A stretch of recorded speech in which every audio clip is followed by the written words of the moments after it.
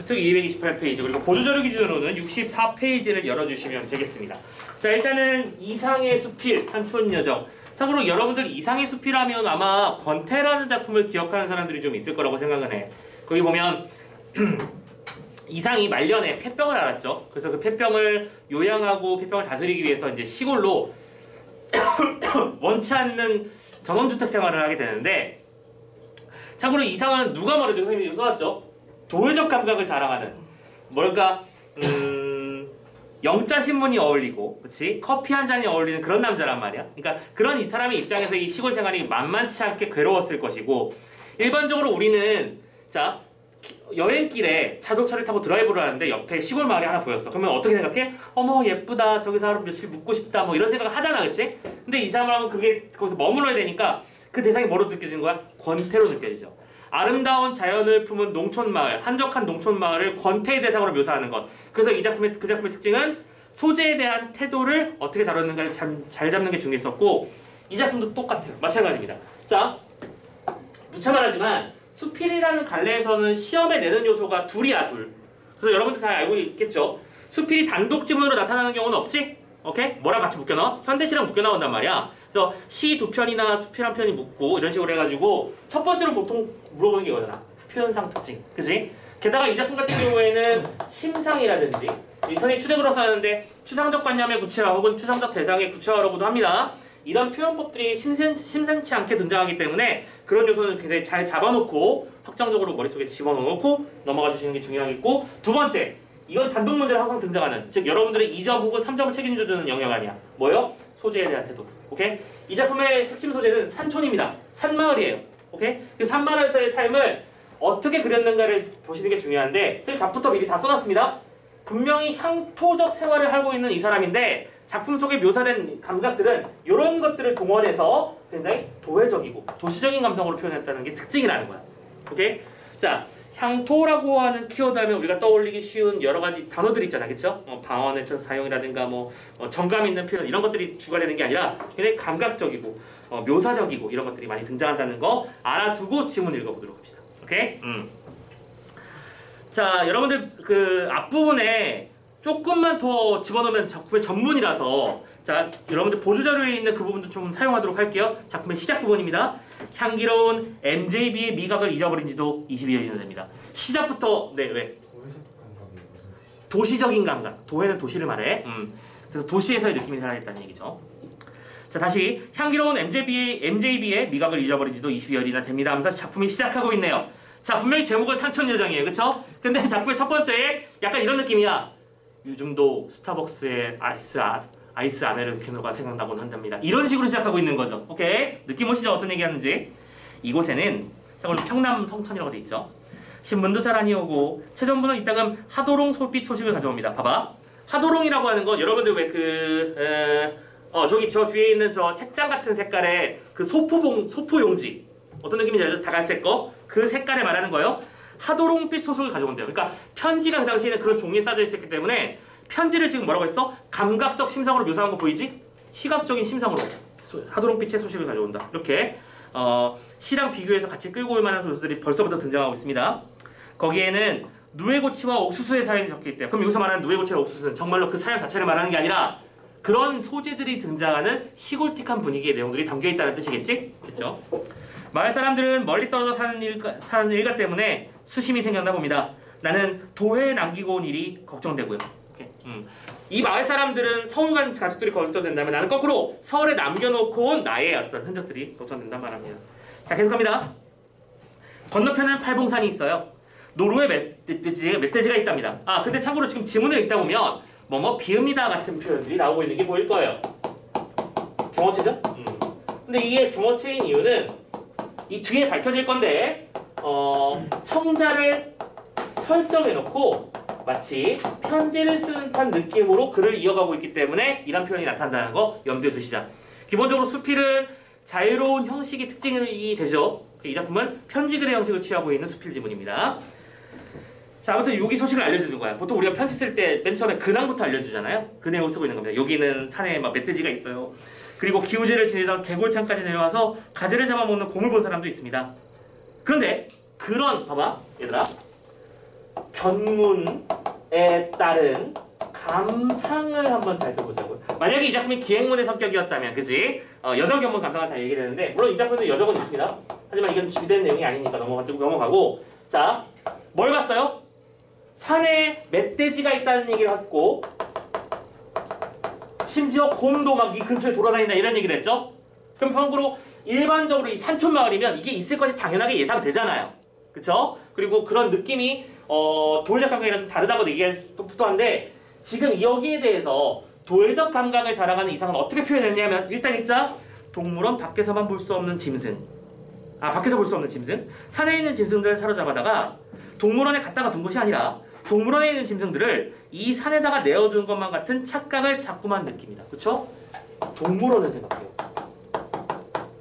자, 어디 가도 이런 동물들이 돌아다니는 건 향토적인 느낌이지. 오케이? 그런데 지금 이걸 보면서도 나는 동물원이 뒤집힌 건가 아닌가? 라는 느낌이 받는다고 했어. 도시적인 감각이지. 아까 말씀드렸던 요거. 향토에서의 생활을 도의적 감성으로 그렸다라고 하는 게 핵심이라는 게 거기서부터 나오고 있죠. 요런 거 잘 잡아주시면 돼요. 오케이. 계속. 밤이 되면 달도 없는 금음 7야 깊은 밤에 팔봉성도 사람이 침소로 들어가듯 지급법, 비유적 표현 확인되죠? 어둠 속으로 아주 없어져 버립니다. 그러나 공기는 수정처럼 맑아서 또 비유적이죠? 수정처럼. 별빛만으로도 넉넉히 좋아 보이는 누가복음도 읽을 수 있을 것 같습니다. 그러니까 뭐예요? 참고로 이런 경험 해본 적이 여러분들 아마 없을 가능성이 높은데, 옛날에 이제 지금처럼 이제 그 각 마을마다 가로등이나 야간 조명이 심하지 않던, 빛공해가 심하지 않던 과거에는 선생님이 옛날에 그 시골 외할머니 댁에 내려가면 되게 무서웠어요. 밤이 무서웠어. 어떤 이유에서 무서웠냐면 어두워서 무서운 게 아니라 하늘의 별이 진짜로, 약간 욕설을 섞어야 돼, 졸라 많아. 진짜 엄청나게 많아서 저거 떨어지는 거 아니야라는 걱정이 될 만큼 많아요. 선생님도 그 광경을 지금도 잊지 못해요. 그래서 이제 할머니 때 마루에 누워가지고 이렇게 덜덜거려서 하늘 보고 있으면 무서워서 금방 고개를 돌렸어요. 근데 요즘에는 그런 거 보기 힘들죠. 밤하늘 보면 아무것도 안 보이잖아, 그지? 세상이 많이 바뀌었어요. 네. 아무튼간에 자, 그래서 별이 많아서 너무나 밝아가지고 책도 읽을 지경이다라고 말하고 있고, 하도 조용한 것이 처음으로 별들의 운영하는 기척이 들리는 것도 같습니다. 그렇죠? 자, 산촌의 인상, 고요하고 적막하며 심지어 밝은 밤까지 자랑하는 천혜의 자연 조건이다. 객주집방에 든 석유 등잔을 켜놓습니다. 그 도회지의 석관 같은 그윽한 냄새가 소년시대의 꿈을 부르죠. 봐봐. 일반적으로 보통 일반적인 사람들은 시골에서 살다가 도시로 상경한 일반적인 경우라면 어떤 자신의 어린 시절을 되새겨주는 향수가 있는 소재들은 보통 어떤 시골틱한 그런 인상들이 있는 것들이 많을 거야. 그치? 뭐 개구리 한 마리를 보고 어릴 적 잡던 개구리 올챙이가 생각난다, 이런 식으로 갈 거잖아. 근데 이 사람은 어때요? 거꾸로 가죠. 전형적인 도시 출생의 도시 사람이에요. 그러다 보니까 이 석유 등잔에 그 석유 냄새를 맡다 보니까 갓 인쇄된 신문에서 나는 그 인쇄 기름 냄새가 다 떠오른다는 얘기야. 그래서 도시 감각이 떠오르는 거죠. 자, 정형, 밑에 써져 있죠? 정형이라는 거. 정씨 성을 지닌 형님이겠죠? 뭐요? 청자가 설정될 때 그 청자는 정형입니다. 형님, 그런 석유 등잔 밑에서 밤이 이슥하도록 호가, 연초갑지를 붙이던 생각이 납니다. 담배 불 붙이는 거죠. 참고로 그 많은 사람들이 예상하기를 이상이 엄청난 꼴초였다고 하니 그 꽉 막힌 조그만 방에서 담배를 쉬지 않고 피웠다면 폐가 상할 만도 하겠죠. 그런 생각합니다. 아무튼 배짱이 한 마리가 등잔에 올라와서 그 연두빛 색채로 홍건한 내 꿈에 마치 영어 T자를 쓰고 건너걷듯이 보여? 지금 이 장면도 보여요. 요거지? 오케이? 시골이니까 곤충이나 벌레 따위가 온몸에 기어다니는 건 좀 이상하지만 우연히 몸에 지나다닐 수 있어요. 그렇죠? 근데 그 녀석이 내 영어에 T자를 그린대요. T자라고 하는 건 외국 문물이잖아. 어떤 느낌인지 알겠어요? 오케이. 그래서 시골 문명을 대하면서도 계속 도시 감각을 떠올리고 있는 나의 특징 확인해 주십니다. 그러면서 군데군데 언더라인을 그어놓습니다. 밑줄을 그어놓는다는 얘기죠. 슬퍼하는 것처럼 고개를 숙이고 도의 여차장이 차표 찍는 소리 같은 그 성황을 가만히 듣습니다. 자, 가보자.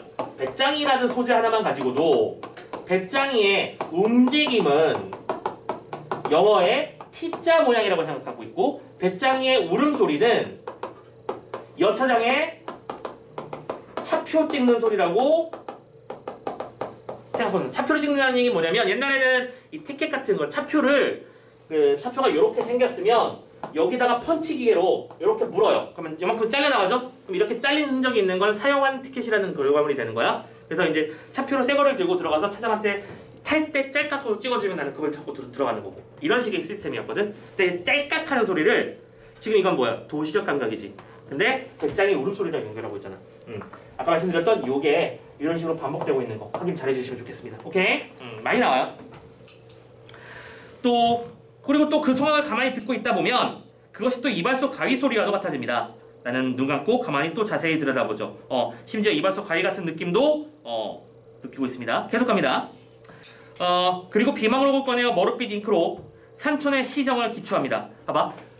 산촌에서의 삶을 글로 기록하고 싶다는 감각이 든 거야. 근데 이때 사용한 소재가 뭐야? 또 잉크지. 잉크가 산촌 느낌은 아니잖아. 그지? 그저께 신문을 찢어버린 때 묻은 흰 나비. 봉선하는 아름다운 애인의 귀처럼 생기고 귀해 보이는 지나늘의 기사. 여기서도 글 쓰고 싶어지고 있는 거죠. 그죠? 글을 쓰고 있었고 신문을 찢어버린 때 묻은 흰나비라고 표현했다. 이건 아마 자기 자신을 표현한 것이 아닐까라고 예상한다는 거지. 왜? 흰나비는 순수한 존재지만 그게 때가 묻었다는 얘기는 어떤 도심의 때, 뭐랄까 도시에서 묻은 때를 상징하는 것이고 그래서 신문을 찢었다라는 개념은 그 도시에서 벗어나버린 자신의 존재의 어떤 한탄을 말하는 것이 아닐까라는 식으로 체크해 나가시면 됩니다. 됐죠? 계속합니다. 이렇게 글을 쓰다 보면 다음 페이지 얼마 있으면 목이 마릅니다. 자릿물, 자릿기라고 하죠. 머리맡에 준비해놓는 시원한 물. 치매처럼 가라앉은 냉수를 마십니다. 석영질 광석 냄새가 나면서 폐부의 한란계, 온도계 같은 기를 느낍니다. 그 느낌 있지? 나중에 술 마실 때도 이런 느낌을 겪어보게 될 거예요. 아주 독주를 마시거나 아주 차가운 물을 마시면 이게 이 식도를 타고 내려가면서 그 자극하는 그 느낌 있지? 그 일자로 쭉 꽂히는 느낌을 지금 온도계가 꽂혔다라고 표현하고 있는 중이에요. 자, 그 와중에 한란계, 시골적인 느낌은 절대 아닙니다. 그죠? 한란계 확인해주고 있고요. 그래서 나는 백지 위에 이 싸늘한 곡선을 그리라면 그릴 수도 있을 것 같습니다. 그만큼 그 감각이 생동하다. 청석 얹은 지붕에 별빛이 내려쪼이면 한겨울에 장독 터지는 것 같은 소리가 납니다. 자, 뭐 나왔죠? 집중해야 되는 장면이죠? 이거 뭐예요? 바로 느낌이 오지 않니? 공감각이잖아. 그치? 장독대에 내리쬐이는 그 달빛과 빛을 느끼면서 뭐라고 해? 장독대가 터지는 소리가 나는 것처럼 느낀다고 했잖아. 오케이? 그럼 이건 뭐죠? 빛을 터지는 소리로 인식했으므로 시각의 청각화입니다. 이해되셨나요? 이 정도는 쉽게 갔으면 좋겠어. 자, 그래서 벌레 소리가 요란한다고 말하며 가을이 이런 시간에 엽서 한 장에 적을 만큼 오는 까닭입니다. 자, 이 장면도 중요한 장면이에요. 지금 중요한 멘트들이 많이 나오고 있습니다. 가을이 이런 시간에 엽서 한 장에 적을 만큼 오는 까닭이다. 무슨 소리일까? 시간이 흐르는 지금 구정이라는 거야. 이제 더위는 지나고 차가운 물의 감각이 느껴질 만큼 시원한 계절이 되었어. 그쵸? 그리고 시원한 계절이라고 하는 것을 가을이 엽서 한 장 적을 만큼 오고 있다. 그러니까 엽서의 귀퉁이만큼 존재하고 있다는 얘기니까 점점 더 다가온다는 얘기겠지. 맞나?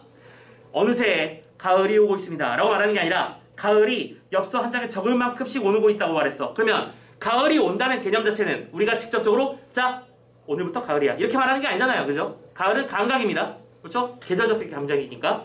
근데 이거를 엽서 한 장에 적는다라고 표현했으니까 구체적 신상으로 등장을 시킨 거. 아까 얘기했던 추상적 대상의 구체화가 드러난 장면이 되는 거죠. 잘 찾아내. 이런 부분들이 굉장히 많이 나오고 있어. 이런 때 참 무슨 재주로 광음을 해야 되겠습니까? 광음은 빛광자의 어두름자죠. 빛과 어둠의 반복은 시간의 흐름을 상징하는 겁니다. 그래서 맥박 소리가 이 방안을 방째 시계를 만들어버리고 장침과 단침, 즉 시침과 분침이 나사못이 돌아가느라고 양쪽 눈이 번갈아 가며 간질간질하고 코로 기계 기름 냄새 같은 나도 그러고 있습니다.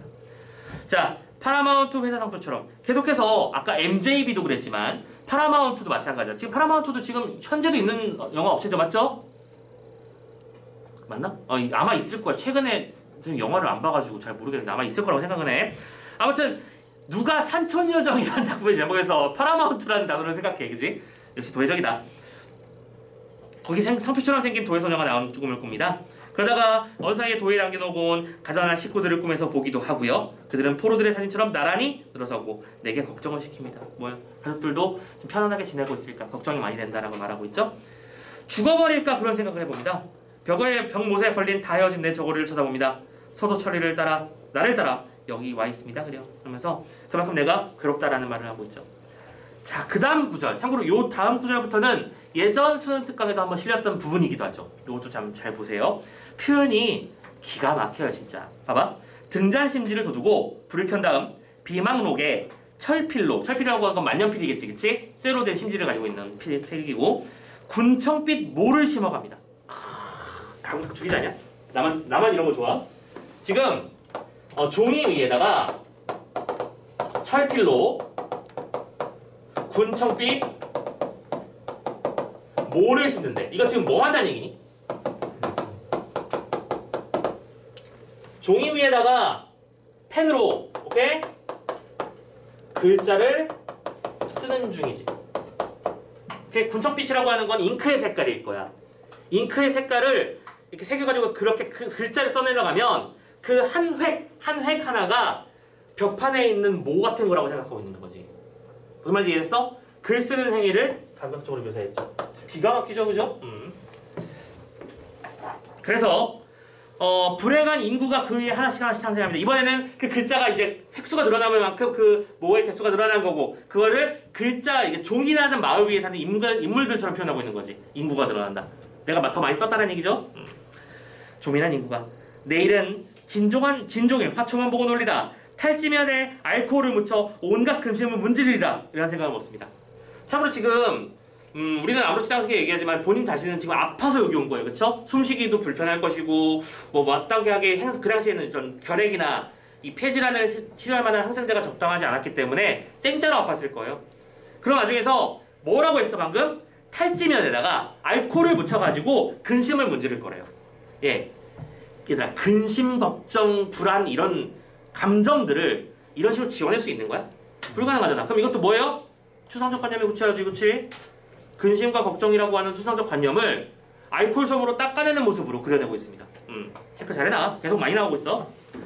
그래서 지금 달고 있는 중이고요. 그래서 생각해봤습니다. 너무나 꿈자리가 뒤숭숭해서 그러는 것입니다.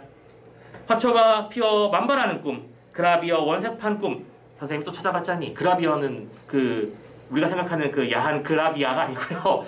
그라비어라고 하는 화판, 그 인쇄 방법이 있더라고요. 찾아보니까. 공간에다가 잉크를 침투시키는 방법이라고 하더라고. 아무튼 간에 몇 번 다 찾아봤어요?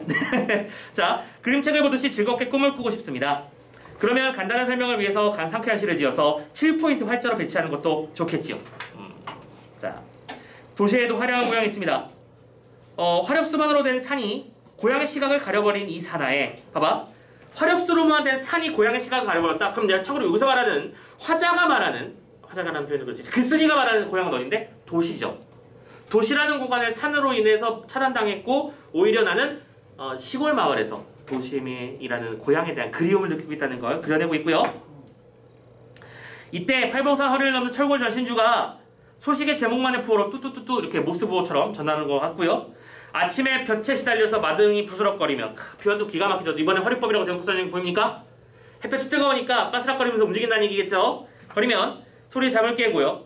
하루라는 짐이 마당에 가득한 가운데 벌써 또 나왔네. 하루라고 하는 어떤 하루의 생활 자체를 짐덩어리로 표현하고 있습니다. 그쵸? 내가 감내해야 되는 것, 내가 짐을 실어서 날라야 되는 것, 고통스럽다는 얘기겠죠. 삶이. 또 추상적 관념의 구체화, 새빨간 그런 가운데 새빨간 잠자리가 병균처럼 활동하고 있습니다. 끄지 않고 잔 석유 등잔에 불이 그저 켜진 채 소실된 밤의 흔적이 낡은 조끼 단추처럼 남아있기도 하고요. 자기야, 지난밤을 방문할 수 있는 요비링입니다. 띵동 하는 링을 요비링이라고 해요.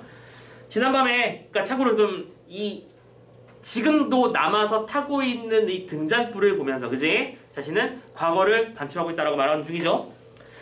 지난밤에 체온을 방 안에 내어 던진 채, 봐봐. 체온을 방 안에 내어 던졌대요. 이것도 감각적 표현이죠. 우리가 잠자리에 있었으면 그 이불이 따뜻하게 덮여졌겠죠. 그죠? 그리고 참고로 지금은 가을이 오는 계절, 냉수가 차가워지는 계절이라고 했었습니다. 밖으로 나오면 추울 테니까 내가 느끼는 바깥 공기의 차가움을 내가 던져버린 체온이라고 표현하고 있는 중이죠. 아, 표현이 아주 그냥 급이 달라요.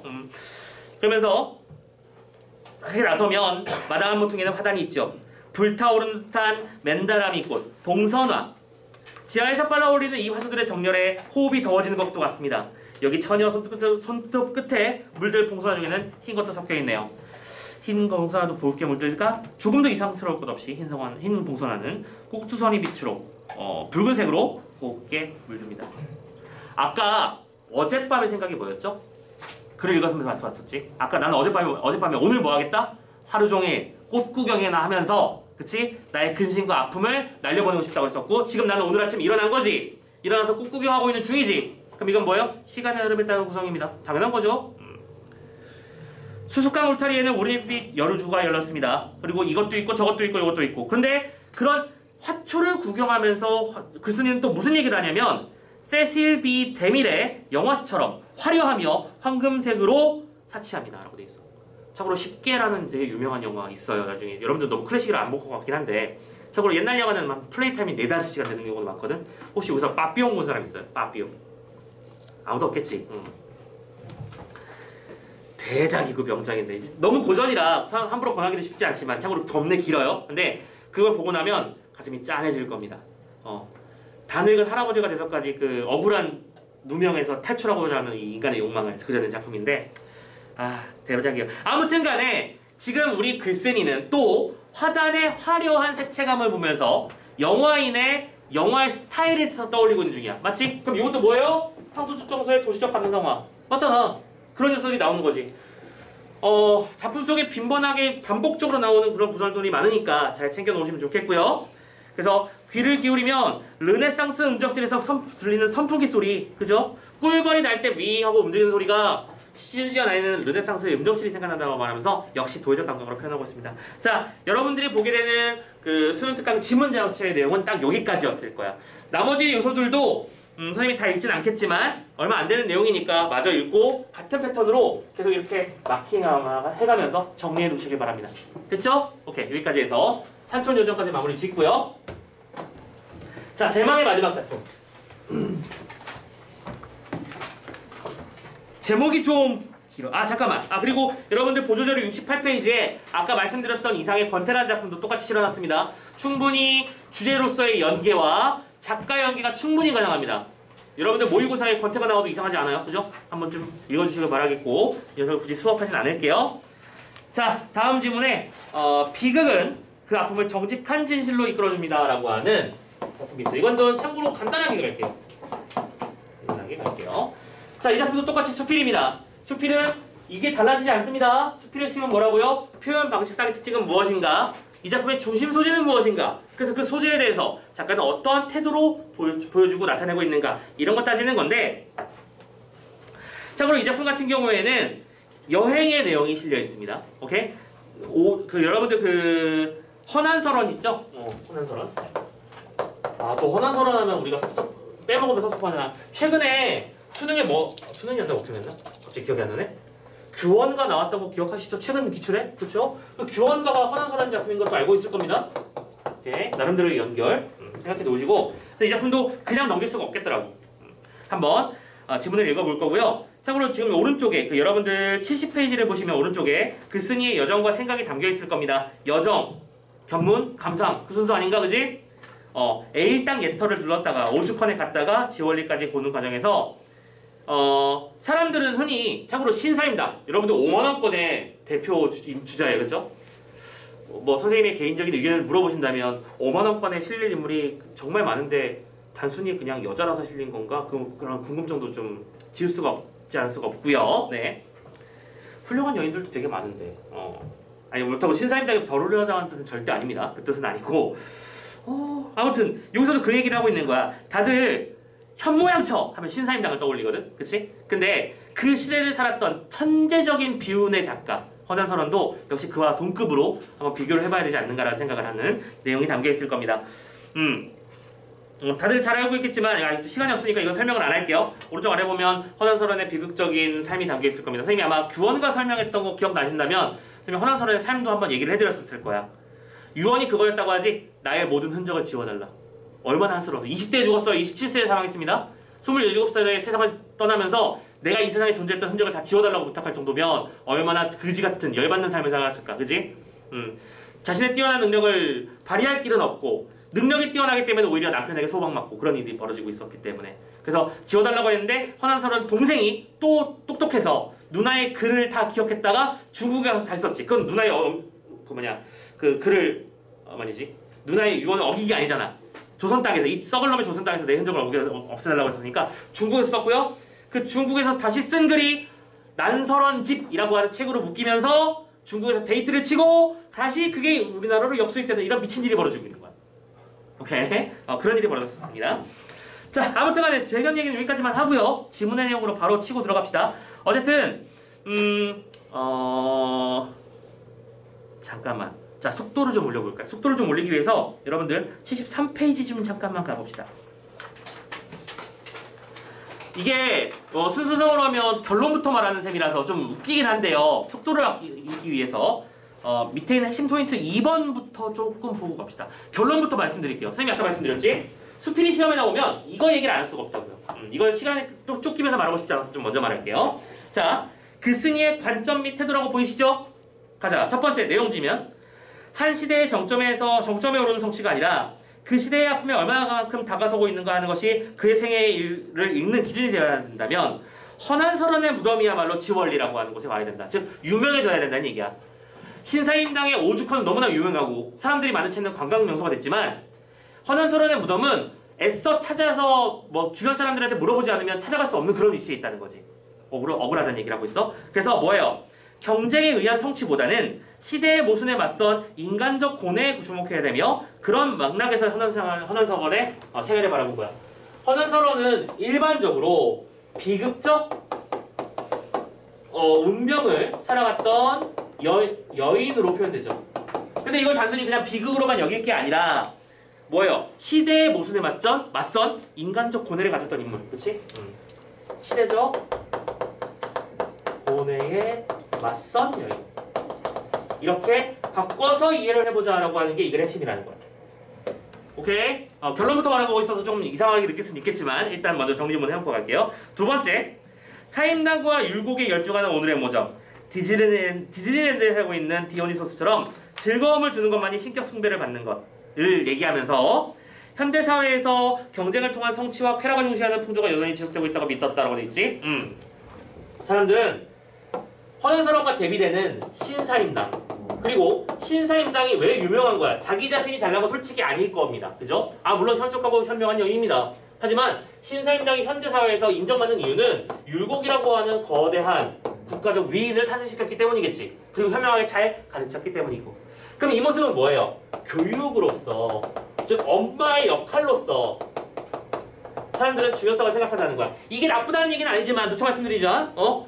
이게 나쁘다는 얘기가 아니라 우리는 여전히 뭔가 모범적이고 아름다워 보이는 모습만 좋게 여기고 있는 건 아닌가. 힘겹게 살아온 삶의 이 역사도 역시 좋은 거 아닌가라고 생각해 봐야 된다. 그 말을 하고 싶었던 겁니다. 그렇죠? 마지막 하나만 더.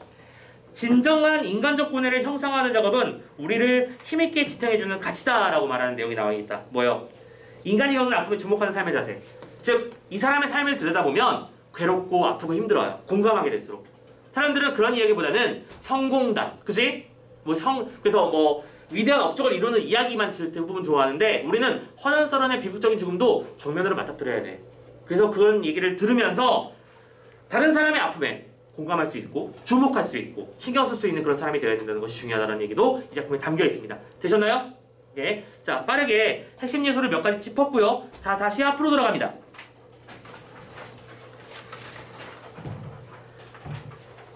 자, 빨리빨리 건너뛰면서 쫓아갈 테니까 잘 따라오셔야 됩니다. 자, 첫 번째 70페이지 첫 번째부터 일단 시작해볼까? 강원도 명주군 사천리에 있는 A땅 예터를 다녀왔습니다. 참고로 이렇게 여정 견문 감상의 형태가 구조가 나타나는 걸 보고 우리는 기행수필이라고 부르죠. 기행문의 형식을 취하고 있으니까요. 자, 아무튼 여기는 어디가 있어? A땅 예터라고 하는 것은 허균이 태어난 곳이래요. 됐나? 오케이. 그래서 허균의 생애를 한번 생각해보고 허균은 어떤 삶을 살았는지 막 생각해보고 있었습니다. 그런데 자, 첫 번째 단락의 끝부분 봅니다. 근데 이상한 일이었습니다. A땅 예터에서 마음이 고이는 것은 도리어 그의 누님인 허난설원의 정환이었습니다. 난 지금 허균의 생각터를 보고 있는데 왜 허난설원이 생각나는지 모르겠네 하면서 이때 허난설원은 조선에서 태어난 것을 한탄하고 여자로 태어난 것을 한탄하던 그녀의 아픔. 오케이? 그러나 허난설원의 무덤을 찾을 결심한 것은 오죽헌을 돌아 나오면서부터였습니다. 이번에는 공간을 이동해서 오죽헌으로 갔었는데 오죽헌을 가고 나니까 오히려 허난설원의 무덤을 찾아보고 싶다는 생각이 들었다는 얘기지. 참고로 이때 오죽헌이라고 하는 것은 당신이 잘 아시는 바와 같이라고 했어요. 이때 당신이라는 단어에 집중해 봅시다. 이 작품은도 역시 당신이라고 하는 가상의 청자를 설정해 놓았지. 그때 당신은 구체적으로 누구를 말하는 게 아니라 이 글을 읽고 있는 우리 모두를 말하는 겁니다. 됐죠? 그럼 참고로 이런 당신 같은 단어를 사용하면 우리는 뭐라고 얘기할 수 있어? 이 글의 글쓴이가 독자와 소통하고 있는 시도인 건 보이는 거지. 우리를 아는 사람으로 여기고 있는 거잖아. 그쵸? 그래서 뭔가 공감의 공감의 깊이를 확대할 수 있는 효과가 만들어진다. 이런 것도 좀 잡아놓으면 좋겠습니다. 굳이 당신이라고 불렀으니까. 그래서 당신이 잘 아시는 바와 같이 사임당은 이런 사람이다. 오케이? 그런데 그 말을 끝에 이런 말을 했어. 그 단락의 끝부분. 극화된 엘리트주의는 곧 반인간주의라고 할 수는 없지만 그곳은 분명히 어떤 정점이었습니다. 그렇죠? 엘리트를 교육시키는 방법에 대한 얘기가 나오더라. 자연스럽게 그런 생각을 하게 되더라 이거죠. 자, 나는 교산을 찾아보고 오리라던 강릉행을 서둘러 거둔 다음에 다시 서울로 돌아온 다음 오늘 새벽 일찍 난설원인 허초희의 무덤을 찾아 나섰습니다. 광주군 초월면 지원리 자욱한 새벽 함께 쑥을 물어물어 찾았습니다. 오죽헌과는 달리 차이점 반짝반짝 이런다고 너무 당연하게 대놓고 달리라고 나와서 할 말이 없네. 허전설의 무덤은 우리의 상투적이고 즉각적인 판단이나 신빙성이 있어 보이는 판단에서 한번 물러나 그것들을 다시 한번 다뤄보게 합니다. 뭐요? 우리가 어떤 대상을 생각하면 떠오르는 어떤 이미지 그리고 연관되는 생각들을 한번 다시 생각하게 만들어주는 게 이 허난설원의 무덤에서 느낀 나의 감정이라는 거야. 그리고 그 감정의 정체는 아까 다 말씀드렸죠. 오케이?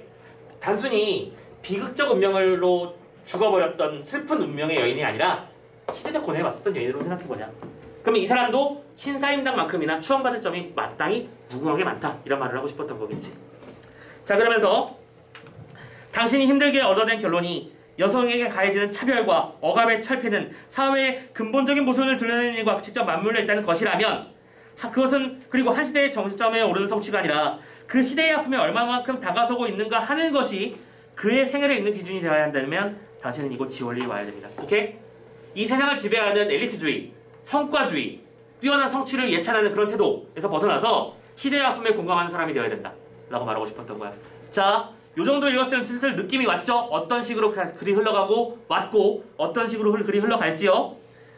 자, 그러면서 하나, 둘, 세 번째 단락 더 나아가서 중간점을 봅시다. 자기의 시대를 고뇌했던 사람에 대한 평가는 그 시대가 청산되었는가 아닌가에 따라서 당연히 달라질 수밖에 없다는 당신의 말이었습니다. 지금 여기서도 당신은 우리라고 했어. 근데 우리는 그런 말 한 적 없잖아. 무슨 말인지 이해했어? 그러면 왜 이런 표현을 썼을까 생각해보자고. 우리와 공감의 깊이를 확보하기 위한 장치라는 거겠지. 오케이? 지금 이건 실은 글쓴이가 말하고 싶은 거겠지만 당신의 말은 뭔데요? 시대를 고뇌했던 사람에 대한 평가는 달라지는 것이다. 흔히 이런 얘기 하죠. 역사는 성공한 사람들의 기록이다. 그죠? 실패한 사람들은 쿠데타, 역모로 기록되고요. 성공한 사람들은 승리자, 위대한 업적을 가진 자로 여겨집니다. 근데 과연 그게 맞는가도 생각해봐야 된다는 얘기지. 역사의 진실은 항상 역사서의 둘째 권에서 다뤄지기 때문입니다.